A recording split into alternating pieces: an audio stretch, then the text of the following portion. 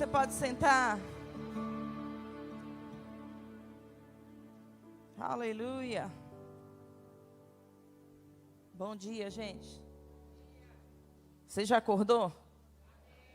Glória a Deus.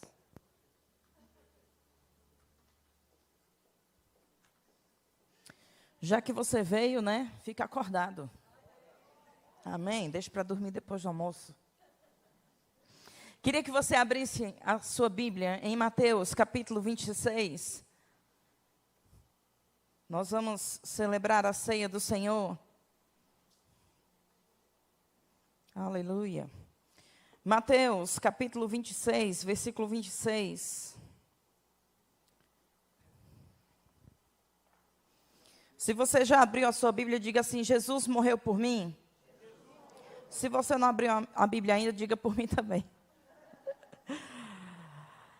Mateus 26, 26 diz assim: enquanto comiam, tomou Jesus um pão e, abençoando-o, partiu e o deu aos discípulos, dizendo: tomai, comei, isto é o meu corpo. A seguir, tomou um cálice e, tendo dado graças, o deu aos discípulos, dizendo: bebei dele todos, porque isto é o meu sangue, o sangue da nova aliança, derramado em favor de muitos para a remissão de pecados. E digo-vos que desta hora em diante não beberei deste fruto da videira, até aquele dia em que hei de beber novo convosco no reino de meu Pai. E tendo cantado um hino, saíram para o Monte das Oliveiras. Amém? Eu costumo falar, vocês já sabem disso, uma grande parte de vocês foi meu aluno no Rema, a matéria Aliança de Sangue. E eu costumo dizer que a morte de Jesus devia ter sido um evento filmado, não era? Imagina se tivesse câmeras, né, Ultra K, aqui na terra, lá no céu e no inferno, no momento da morte. A gente teria registros que ia colocar aquele filme A Paixão de Cristo no chinelo. Não é? Irmãos, se você não assistiu esse filme, assista. Essa semana eu coloquei ele para ver e o Pio disse: você não acha que é muito pesado não para os meninos? Eu disse: é nada, tem que ver. Né? Então, se você acha que aquilo foi pesado, você não tem nem noção, irmãos. Aquilo que Jesus sofreu foi muito pior do que o filme consegue relatar. Mas, enfim, nós estamos aqui para falar da morte de Jesus e não do filme, ok?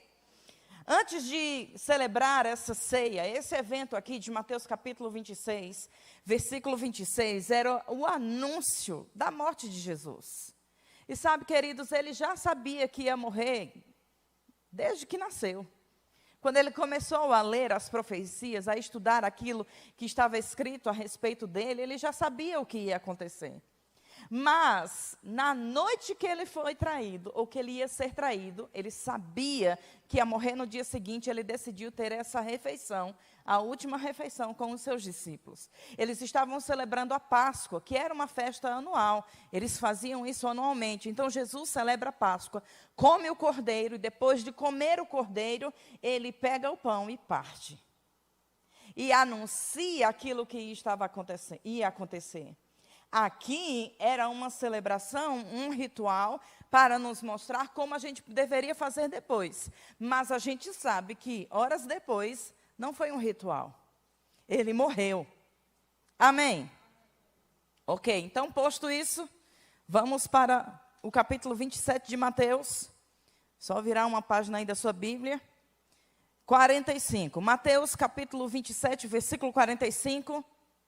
Diz assim: desde a hora sexta até a hora nona, houve trevas sobre toda a terra. Por volta da hora nona, clamou Jesus em alta voz, dizendo: Eli, Eli, lama sabachthani. O que quer dizer: Deus meu, por que me desamparaste? E alguns dos que ali estavam, ouvindo isto, diziam: ele chama por Elias. E logo um deles correu a buscar uma esponja, e tendo-a embebido de vinagre, e colocado na ponta de um caniço, deu-lhe a beber. Os outros, porém, diziam: deixa, vejamos se Elias vem salvá-lo. E Jesus, clamando outra vez com grande voz, entregou o Espírito. Eis que o véu do santuário se rasgou em duas partes, de alto a baixo. Tremeu a terra, fenderam-se as rochas. Abriram-se os sepulcros e muitos corpos de santos que dormiam ressuscitaram. E saindo dos sepulcros, depois da ressurreição de Jesus, entraram na cidade santa e apareceram a muitos. O centurião, os que com ele guardavam a Jesus, vendo o terremoto e tudo o que se passava, ficaram possuídos de grande temor e disseram: verdadeiramente, este era filho de Deus. Estavam ali muitas mulheres, observando de longe. Eram as que vinham seguindo a Jesus desde a Galileia para o servirem. Entre elas estavam Maria Madalena, Maria, mãe de Tiago e de José, e a mulher de Zebedeu. Aqui, o que está acontecendo? Jesus morre. Irmãos, a Bíblia diz que durante 3 horas, da hora sexta à hora nona, o sol escureceu. E eu me lembrei de um dia, a Vicky está aqui, ela vai lembrar, nós estávamos trabalhando aqui de tarde, e de repente, era por volta de 3 horas da tarde, e ficou quase noite, porque ia chover, caiu uma tempestade, lembra disso? A gente saía, ia na porta, e a gente ficou assim, atemorizada, meu Deus, como está escuro. Agora imagina, era 3 horas da tarde, o sol escureceu completamente. É por isso que eu digo que deveria ter sido filmado. Mateus 26, Jesus anuncia a morte. Mateus 27, Jesus morre. Agora olha o que acontece. O sol escurece, Jesus é crucificado, fala que Deus o desamparou.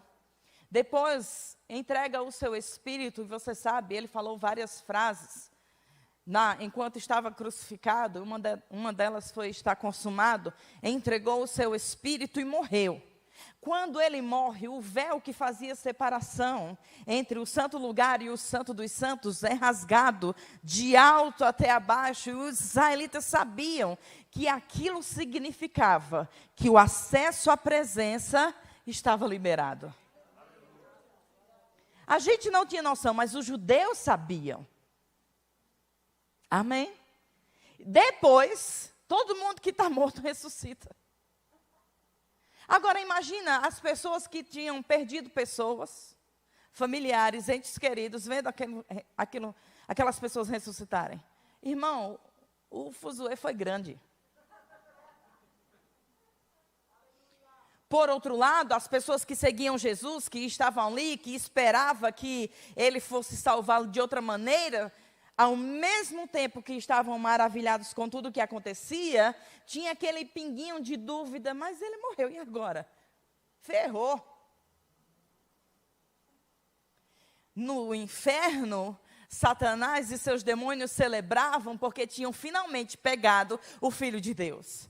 O que eles não sabiam é que estava apenas começando a sua derrota. Eu fico imaginando a festa de Satanás no primeiro dia, quando Jesus entrou no inferno, né? Então, Jesus foi ao inferno, porque ele morreu como pecador, levando sobre si o meu pecado e o seu pecado. E pecador não entra no céu, vai para o inferno. Amém? Não é meu foco, eu não tenho tempo. Se você não conhece essa parte da Bíblia, faça o rema, você vai aprender sobre isso. E aí, eu imagino a alegria do inferno, irmão, vendo Jesus entrando lá como pecador. Ele não entrou como vencedor. Ele entrou como aquele que estava carregando o nosso pecado. E entenda, deixe-me colocar um equilíbrio. Eu não estou dizendo que Jesus foi pecador. Eu estou dizendo que ele se fez pecado por nós. E quando ele assume o nosso pecado, ele tem que pagar o preço por ele. Amém? No primeiro dia, o inferno estava em festa, mas no terceiro dia,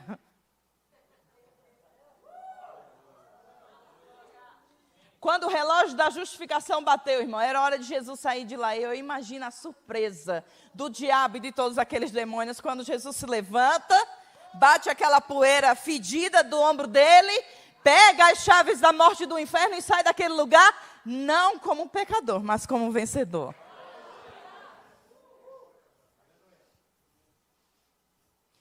No primeiro dia, estava Deus desse lado aqui no céu, irmãos. E pela primeira vez em toda a eternidade, esses dias eu estava tentando explicar para o Petros o que era a eternidade.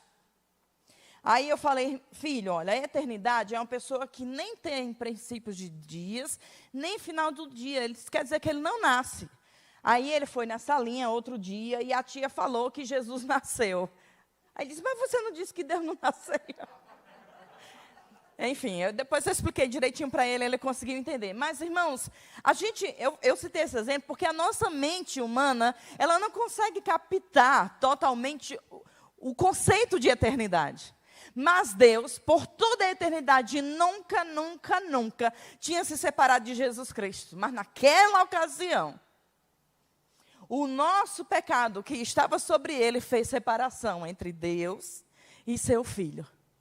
Ao ponto daquilo arrancar de Jesus um lamento. Deus meu, por que me abandonaste? Por que me desamparaste? E você sabe, Deus não tinha desamparado Jesus, mas o nosso pecado fazia separação. Pela primeira vez, Deus se vê separado do seu Filho. E eu imagino, irmãos, permita-me colocar assim para você entender esse quadro todo, que Deus ficou triste por ter ficado separado de Jesus. Mas ao terceiro dia, o inferno começou com festa e terminou com tristeza. O céu começou triste, mas terminou com alegria. E eu sei que, os estudiosos da Bíblia, do hebraico, do grego, Deus não fica triste. Irmão, é só uma colocação para a gente entender, tá bom? No terceiro dia, através do seu próprio sangue, Jesus sai do inferno, entra no céu, diante do seu Pai, no Santo dos Santos Celestial, é o que a Bíblia diz, e diz: Pai, não mais Deus, Pai, paguei, está resolvido. E aí, querido, na terra a gente vê no terceiro dia, Maria à porta do sepulcro, vai lá dentro, o corpo não está lá, mestre, e olha para o jardineiro e diz: foi você que pegou, me diga onde você colocou para eu ir lá. Até que Jesus olha para ela e diz: Maria. Ah, queridos, olha, eu vou dizer uma coisa para você. Eu já ouvi muito a voz do Espírito Santo falando comigo, mas a voz de Jesus falando o seu nome deve ser uma coisa extasiante. E ela disse: Rabi.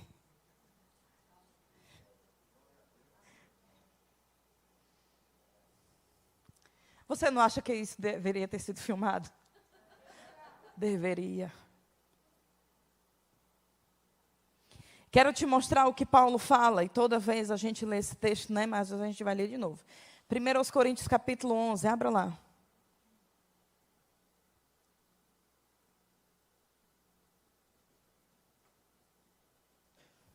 Versículo 23. Porque eu recebi do Senhor o que também vos entreguei. Que o Senhor Jesus, na noite que foi traído, tomou o pão e, tendo dado graças, o partiu e disse: isto é o meu corpo, que é dado por vós. Fazei isto em memória de mim. Por semelhante modo, depois de haver ceado, tomou também um cálice, dizendo: este cálice é a nova aliança no meu sangue. Fazei isto todas as vezes que eu beberdes, em memória de mim. Porque todas as vezes que comerdes este pão e beberdes o cálice, anunciais a morte do Senhor até que ele venha. Por isso, aquele que comer o pão ou beber o cálice do Senhor indignamente, será réu do corpo e do sangue do Senhor. Examine-se, pois, o homem a si mesmo, e assim coma do pão e beba do cálice. Pois quem come e bebe sem discernir o corpo, come e bebe juízo para si. Eis a razão porque há entre vós muitos fracos e doentes, e não poucos que dormem. Vamos parar aqui. Todos nós lemos esse texto, pelo menos uma vez no mês. E aqui nós temos o relato de Paulo depois da morte de Jesus. E você sabe, ele recebeu isso aqui não porque ele viu, mas porque Jesus contou para ele. Amém? Mateus 26, nós temos Jesus anunciando a morte. Mateus 27, nós temos a morte acontecendo. E aqui em 1 Coríntios 11, nós temos Paulo falando pós-morte. E eu queria que você prestasse atenção no versículo 26, que diz assim: porque todas as vezes que comerdes este pão e beberdes o cálice, anunciais a morte do Senhor até que ele venha. Lá em Mateus 26, Jesus diz: eu nunca mais vou beber este cálice, até aquele dia da grande ceia. Nós fazemos isso mensalmente, mas ele fez uma vez e só vai fazer a segunda quando a gente chegar lá. Mas ele disse para a gente fazer isso toda vez. E toda vez que a gente fizesse por um motivo, para anunciar a morte. E sabe, irmãos, você já sabe, você é daqui, você sabe. A gente não celebra um velório porque Jesus está vivo. Amém? Diga, Jesus está vivo. Amém? Você crê nisso? A Bíblia diz que ele morreu para a nossa remissão e ressuscitou para a nossa justificação. E porque a gente é tão da fé, que a gente não quer celebrar a tristeza da morte, a gente ignora esse mandamento do verso 26. Você vai fazer isso para anunciar a morte, porque a gente quer focar na ressurreição. E não tem nada de errado com isso, mas você não pode fazer uma coisa em detrimento da outra. Amém? Lá em João, capítulo 10, versículo 10, Jesus disse: o ladrão vem somente para roubar, matar e destruir. Eu vim para que vocês tenham vida e a tenham em abundância. A gente sabe que essa vida abundante que Jesus nos deu, não nos deu até que ele morresse. Alô? Enquanto ele estava aqui na terra, a Bíblia diz lá em Atos, capítulo 10, versículo 38, como Jesus ungiu, Deus ungiu a Jesus de Nazaré com Espírito Santo e poder, o qual andou por toda parte, fazendo bem a todos e curando a todos os oprimidos do diabo, porque Deus era com ele. A Bíblia fala que Jesus, enquanto estava aqui na terra, fez o bem a todo mundo. Curou todo mundo, ensinou a palavra, mas não tinha ainda a capacidade, entre aspas, de dar uma vida abundante, porque ele não tinha morrido ainda. Recebemos a sua vida, a própria vida dele, porque ele morreu a nossa morte. Amém? E eu quero só te mostrar alguns aspectos do que a morte fez. Mas quero que você tenha em mente e no seu coração que ele está vivo. Estamos celebrando a sua vida, mas anunciando a sua morte. Amém? Então eu quero que você veja por que Paulo diz no versículo 26, anuncia a morte até que ele venha. Por quê? Porque foi a morte que pagou o preço para a gente ter aquilo que a gente precisa. Amém? Sabe por que o pecador continua pecador? Porque ele não sabe que Jesus morreu por ele. No dia que o pecador se encontra com essa verdade, ele se arrepende. E ele aceita Jesus como Senhor da sua vida. Sim ou não? Não foi assim com você? Foi assim comigo. Quando nós entendemos o tamanho do amor de Deus, ao ponto de entregar Jesus para morrer no nosso lugar, a gente se rende. Amém? Então nós anunciamos a morte para que o pecador saiba. Me parece que são todos de casa hoje. Não tem nenhum pecador aqui. Mas se tivesse, ele hoje de manhã poderia ter ele teria a oportunidade de conhecer o amor de Deus através da sua morte e confessar Jesus como seu Senhor. Anunciamos a morte para termos em mente, para nos lembrarmos, para trazer à nossa memória que foi por causa dela que temos o que precisamos. Aquele que não poupou nem mesmo seu próprio filho, antes por amor de nós o entregou porventura, não nos daria juntamente com ele, de graça, todas as coisas? É por causa da morte que temos tudo o que precisamos. Diga, Jesus morreu, mas está vivo. Abra sua Bíblia lá em 1 Coríntios, você já está aí, capítulo 15.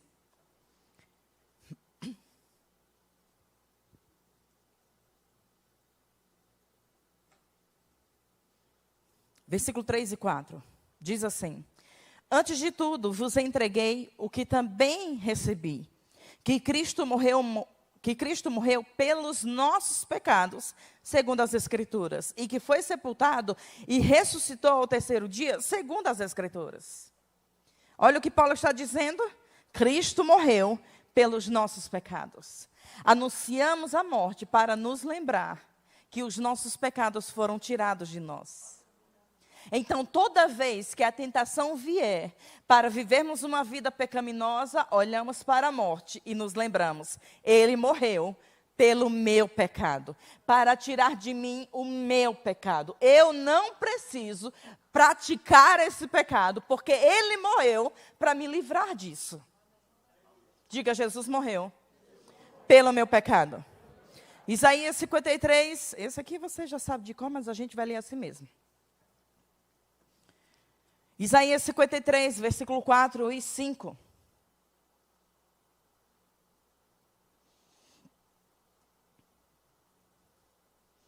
Certamente, Ele tomou sobre si as nossas enfermidades e as nossas dores levou sobre si. Nós o reputávamos por aflito, ferido de Deus e oprimido. Mas Ele foi traspassado pelas nossas transgressões e moído pelas nossas iniquidades. O castigo que nos traz a paz estava sobre Ele, e pelas suas pisaduras fomos sarados. Anunciamos a morte para nos lembrar, toda vez que a doença bater na nossa porta, ou que o sintoma insistir em nosso corpo, anunciamos a morte para nos lembrar que Ele levou sobre Ele. Imagina quando você está com um monte de sacola, mulher, você está com um monte de sacola, de bolsa, coisa pesada, e o seu marido está do seu lado e você entrega para ele levar. A gente sempre faz isso, não é? Se o Pio está levando as bolsas pesadas, as sacolas pesadas, eu não preciso carregar junto. Porque ele é homem, ele consegue levar. Se Jesus, o nosso Senhor, levou o peso da enfermidade, eu não preciso dividir o peso com Ele.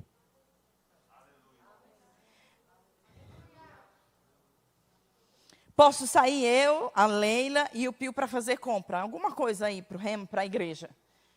Se está só nós duas, a gente divide o peso. Não é, Lê? Mas se tem o Pio, ele leva sozinho. E por várias vezes eu digo: deixa, Lê, ele leva. É homem. Então a gente tem que olhar Jesus como aquele homem forte. Ele levou. Ele leva. Eu não preciso segurar a outra alça da sacola. Eu não preciso suportar o sintoma no meu corpo. Eu não preciso aceitar.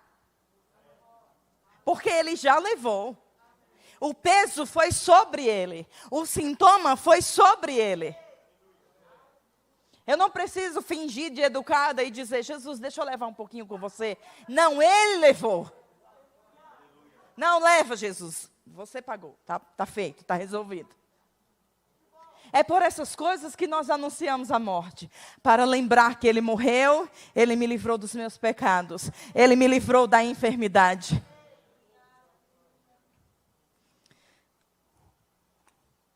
Segundo aos Coríntios, capítulo 8.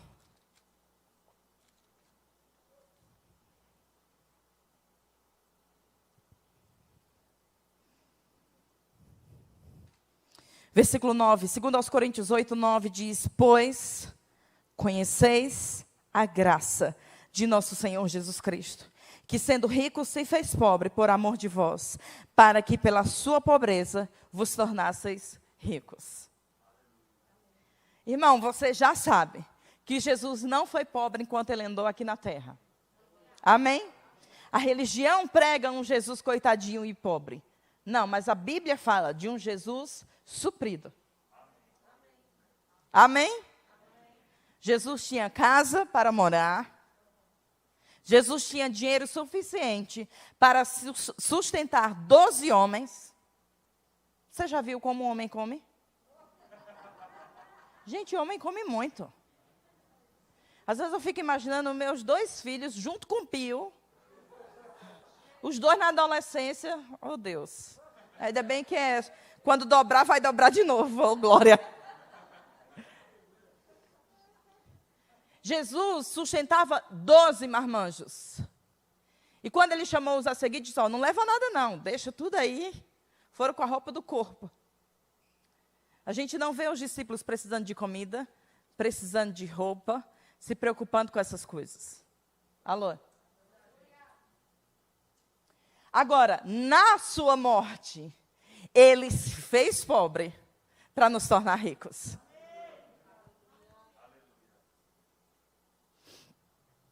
Foi a sua morte que garantiu a nossa entrada no céu. Amém, gente? Você crê nisso? Quando você morrer, você vai para onde? Vai para o céu, claro. Amém, Jesus. Nós cremos tanto nisso que qualquer pessoa que disser o contrário, a gente não acredita, não é?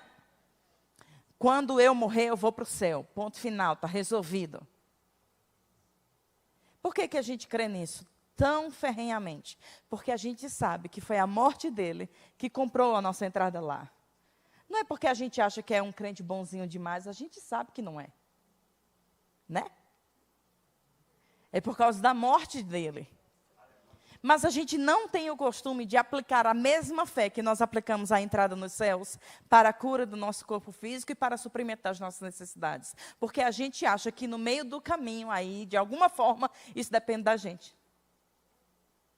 A entrada no céu não, depende totalmente de Jesus. Mas a cura da minha enfermidade depende de mim. Depende. Tu não cura nenhum mosquito, criatura. Se não for por meio dele, usando o nome que está sobre todo nome, amém, gente? É por ele, totalmente por ele. A provisão também. É porque a gente tem um mau costume de se apoiar na força do nosso braço, naquilo que a gente ganha mensalmente, no nosso salário.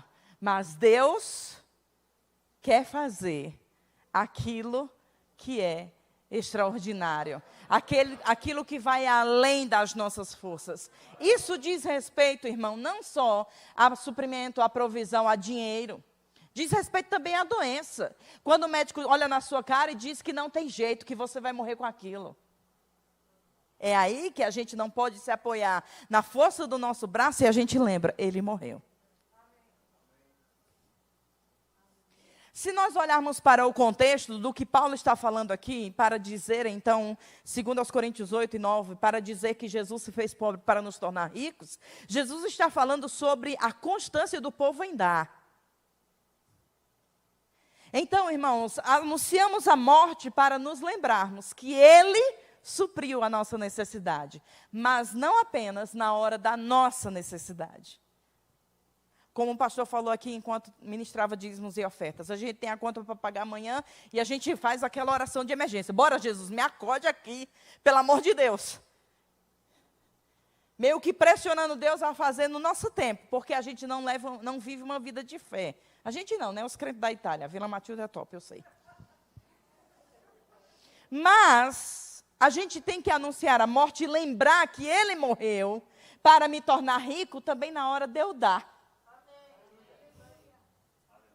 Você não gosta não. Se eu estivesse dizendo que Jesus morreu para você ser milionário, você estava correndo. Mas eu estou dizendo que Jesus morreu para você ter muito para dar, e você fica assim com essa cara de...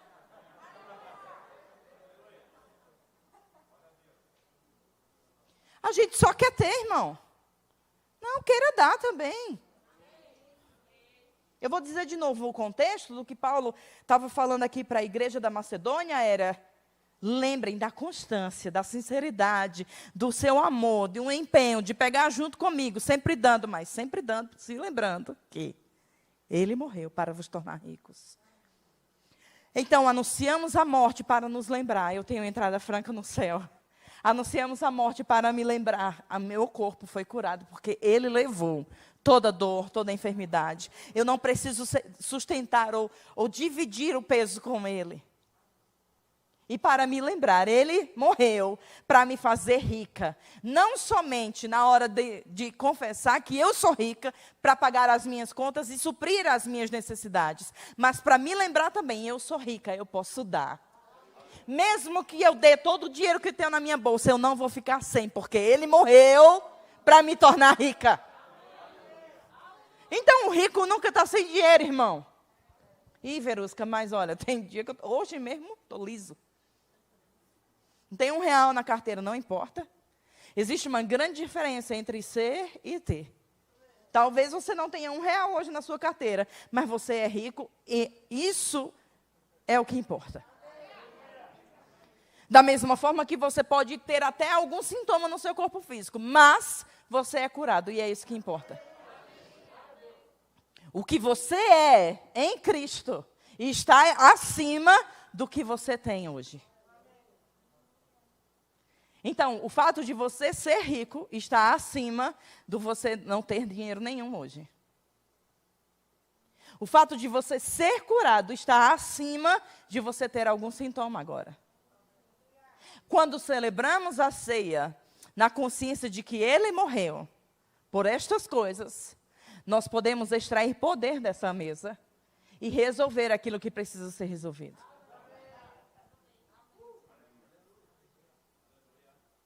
Às vezes, muitas vezes, não extraímos poder e comemos um pedaço de pão e um pouquinho de suco de uva. E isso é tudo que vivemos no primeiro domingo do mês.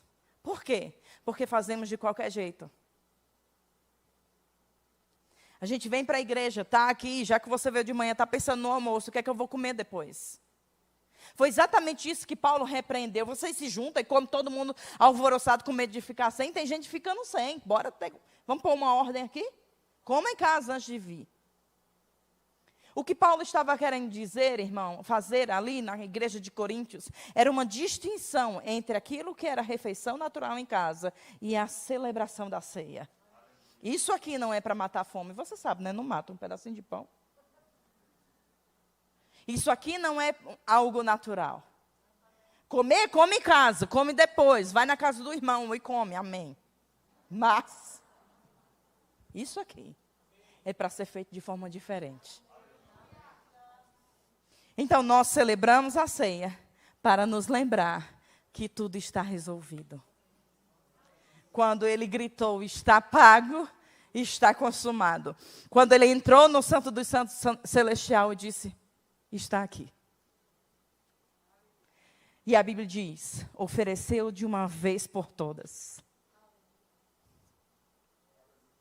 Eu vou te dizer o que significa isso que o escritor aos Hebreus diz. De uma vez por todas. Conta a gente paga todo mês, não é? Toda vez que a gente fica doente, a gente toma um remédio, ora para cura, vem para o centro de cura. A gente faz as coisas toda vez que for preciso. Mas Jesus resolveu tudo de uma vez por todas.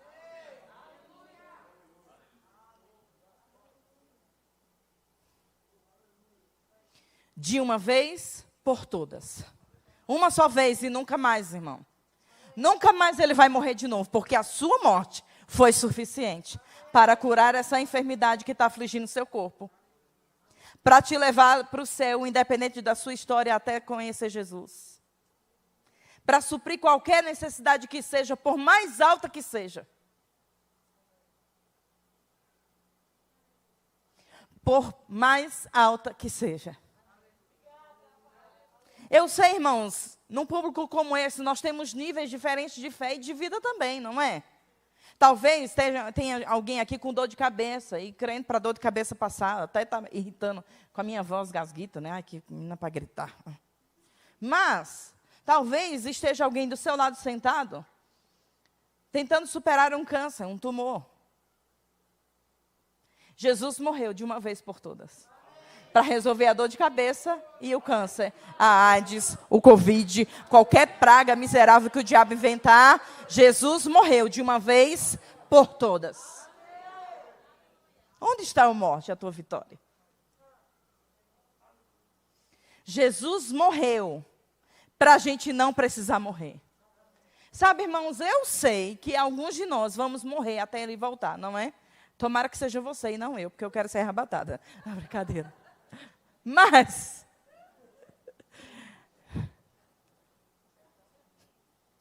Paulo disse assim, o viver e o morrer é lucro. Porque a morte, nem a morte para a gente tem o poder que tem para o povo do mundo, não é? Morreu, pronto, estou com Jesus. Imagina você morrer agora, fui morrer e vou... Está lá no céu, aí o seu familiar fica aqui orando para você voltar e Jesus olhar para você, e aí, quer ir ou quer ficar? você não ia querer voltar de jeito nenhum, irmão. Porque morrer é lucro, e estar com Ele é incomparavelmente melhor. O que fez isso em nós? A sua morte. Ele morreu para a gente não precisar mais morrer. E ainda que o nosso corpo morra, a morte para nós não vai ser a morte. É profundo, não é? É só fazendo rema para entender. Ainda que você morra, a morte para você não vai ser morte. Mesmo que morra, viverá. Ai, ai. Ele morreu para te dar a entrada no céu. Ele morreu para curar qualquer enfermidade. Ele morreu para suprir toda a sua necessidade. Ele morreu para que você tenha paz. O castigo que nos traz a paz estava sobre ele. Por que você está ficando sem dormir de noite, irmão? Por que está perdendo a sua paz? Ficando ansioso, pensando como vai ser. Ele morreu para você ter paz. O mínimo que a gente tem que fazer é viver em paz. Por que tão facilmente perdemos a paz? O irmão fala troncho com a gente perde a paz. O irmão não olhou para a gente perde a paz. O marido andou na carne, a gente perde a paz. Às vezes eu vou na cozinha, irmão, quando o Pio faz alguma coisa, respiro fundo e digo, Senhor, não vou permitir isso tirar minha paz. É uma escolha. Uma vez eu vi Mamãe Jane pregando e ela disse assim, eu escolho se eu deixo o Bud tirar a minha paz ou não. Aquilo me confrontou. Eu disse, pois se ela pode, eu também posso. Na época eu não era nem casada, lógico, o pastor Bud ainda estava vivo. E ela disse, eu escolho se aquilo que ele faz contra mim vai me afetar ou não. Eu disse, mas olha, gostei. E comecei a aprender a não deixar que aquilo que as pessoas façam entre em mim. Não, irmão, eu não sou uma barata, eu não tenho sangue de barata. Eu sinto as coisas. Mas eu decido, isso não vai me magoar. Isso não vai tirar a minha paz. Isso não vai tirar a minha alegria. Eu vou te dizer, eu já vivi muito tempo, muito, e eu estou dizendo é muito. Com contas a serem pagas, crendo a cada dia para pagar, Senhor, aquela coisa de emergência. Pai, tem misericórdia. Amanhã é o dia, Senhor. E sabe, Deus é tão misericordioso que Deus já se manifestou tanto. Sempre eu era suprida. Às vezes não no dia, às vezes dias depois, não tem problema. O que importa é que todas as contas foram pagas. Eu já pude ver, eu provei e vi como Deus é bom. Você está entendendo? Crer funciona, a vida de fé funciona. Mas eu imagino, e eu estou contando isso, né? Não para me gloriar, entenda, eu fico como Paulo, eu aprendi ter e aprendi não ter. Ter é muito bom, irmão. Mas não ter não pode tirar a minha paz. Não ter não pode tirar o sorriso do meu rosto, porque ele morreu. Para me dar alegria, para me dar paz. Eu não vou deixar uma conta atrasada tirar isso de mim. Sabe por quê? Eu vou te dizer, elas sempre vão chegar, mensalmente. Talvez você olhe e veja, mês passado você pagou todas as suas contas. Passou o resto do mês liso, não tem problema. As contas estão pagas, amém. E você já fica com aquela mentalidade, meu Deus, tudo de novo. E eu me lembrei do que o pastor Marcelo Carvalho pregou aqui no nosso aniversário da igreja de 15 anos. Ele disse, a gente quer ser feliz, mas tem medo de ser feliz. Quando está vivendo um momento de alegria, já pensa, e amanhã? Quando eu era criança, adolescente, né? E a gente estava rindo em casa, minha mãe sempre dizia isso, vai ter uma raiva grande, está rindo muito. Olha a coisa do cão.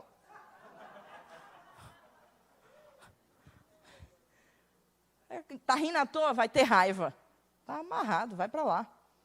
A gente tem aquele momento de alegria esperando um momento de tristeza. Mas que tal a gente olhar para a cruz e entender que Ele morreu para nos dar alegria? Por que você acha que Deus tem prazer na nossa prosperidade? Porque Ele gosta de ver a gente alegre. Ou você já viu um próspero triste? Não, já vi rico triste, mas próspero triste não.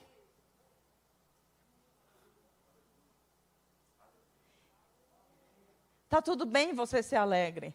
Tá tudo bem você não viver doente. Tá tudo bem você ser próspero. Tá tudo bem, Jesus morreu por isso. Então se acostume. No lugar de se acostumar em pegar outra alça da sacola, se acostume a viver uma vida alegre, sem peso, porque Ele morreu para isso. Diga, Jesus morreu para eu ter uma vida plena. Amém? Ele morreu por você. Ele morreu para você. Amém, querido? Ele está vivo.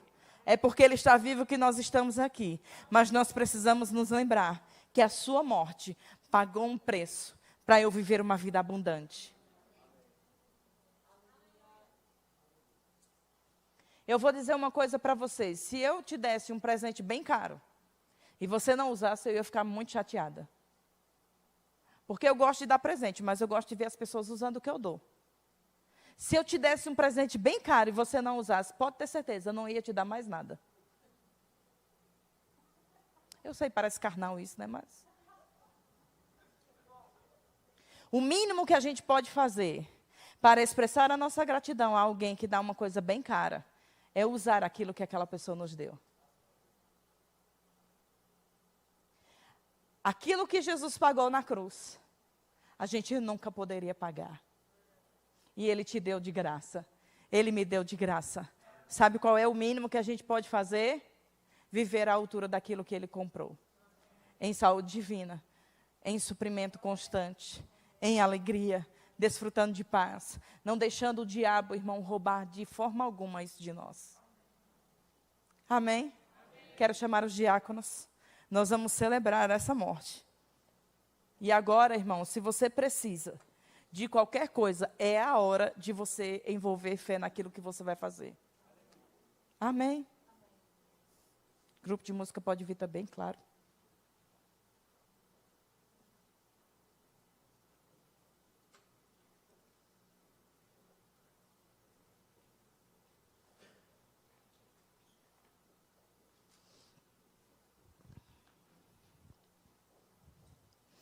Ô, Glória!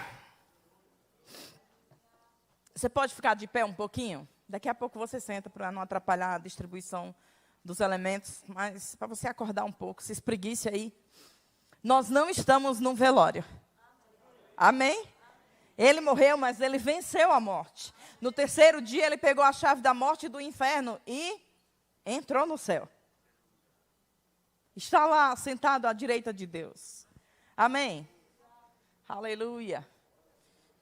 Pode tocar, irmão, da guitarra. Obrigado. O Pedro está sendo testado pela primeira vez, né? Ô, Glória, vamos orar? Tem gratidão no seu coração? Depois que nós orarmos, os diáconos vão distribuir. Eu quero que você sente, se você quiser, né? Se você quiser ficar em pé também. Mas eu quero que você demonstre a sua gratidão. E você se lembre de tudo aquilo que o diabo está afrontando você. Talvez você esteja muito bem financeiramente, mas esteja ansioso. É algo que só Deus pode resolver. E Ele já fez isso de uma vez por todas. Traga a sua memória. Ele morreu para resolver isso aqui. E hoje, irmão, você vai deixar isso aqui. E vai sair com a consciência de que Ele morreu para você sair dali livre disso. Amém? Pai, nós te agradecemos por essa manhã tão gloriosa, pela tua morte. Ah, que morte poderosa, que evento tão tremendo. Nós queremos te agradecer, porque você morreu no nosso lugar. O que fazemos hoje é apenas uma cerimônia, mas você não fez uma cerimônia, você morreu. Você teve o seu corpo moído e o seu sangue derramado. E nós só recebemos tudo isso de graça. E nós somos tão gratos por um presente tão precioso como a nossa salvação. Obrigada, Pai. Obrigada por esse pão, por esse cálice. Nós abençoamos esses elementos. Nós envolvemos fé com esse momento.